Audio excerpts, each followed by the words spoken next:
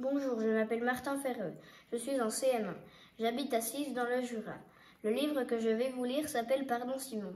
Il raconte l'histoire d'une amitié amoureuse entre Simon et Mona pendant la Seconde Guerre mondiale. Simon, jeune juif, voit ses parents emportés par la Gestapo. Il est recueilli dans la ferme des parents de Mona. Mona est secrètement amoureuse de lui. L'extrait que je vais vous lire se passe au moment où des Allemands arrivent dans la ferme. Le retour à la réalité. La chaleur augmenta jusqu'au 15 août. Et puis, ce fut la période des orages, violents, comme souvent par ici. Un soir, alors que nous dînions au son du tonnerre, guettant les éclairs qui zébraient le ciel, on frappa à la porte. Qui pouvait bien être dehors à cette heure-ci, et surtout par un temps pareil? Mon père ouvrit, et un homme apparut. Il portait l'uniforme allemand. Il n'était pas très grand, pas très costaud, mais il dégageait quelque chose d'effrayant. Ses bottes claquèrent comme un fouet sur le sol et il dit « Compagnie 13, cherche logement pour la nuit. Vous êtes réquisitionnés. » Et il tourna les talons. Nous nous regardâmes en silence, chacun retenant son souffle. Nos yeux se fixèrent sur Simon. Il n'était pas blanc, il était gris. Son visage avait pris la couleur du ciel. Son front était mouillé, ses yeux vitreux. Nous n'avons pas eu le temps de dire quoi que ce soit.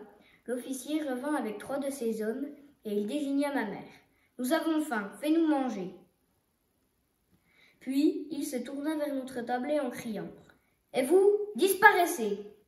Il ne fallut pas me le dire 2 fois. Comme une souris surprise en train de voler du fromage, je me précipitai vers ma chambre qui semblait le seul abri possible. Simon ne m'avait pas suivi. Je regardai en direction de la cuisine et je le vis figé. On aurait dit que ses pieds étaient pris dans du ciment. Son visage était passé au gris vert et la sueur glissait le long de ses tempes.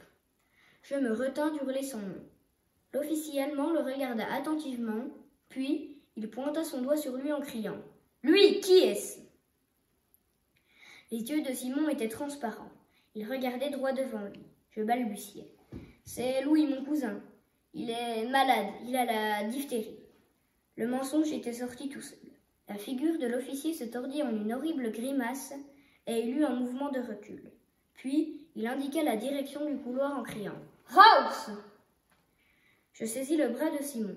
Je le secouai, je le pinçai, et comme un automate, il finit par me suivre jusqu'à ma chambre.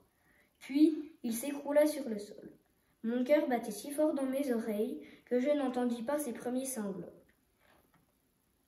Quand ils s'amplifièrent, je mis ma main sur sa bouche pour tenter d'assourdir le bruit de sa détresse. Cette nuit-là, Simon, mes parents et moi avons dormi tous les 4 dans la grange à foin, située de l'autre côté du champ, le plus loin possible des monstres qui avaient envahi notre maison avec leurs grandes bottes, mangé notre repas et volé nos livres.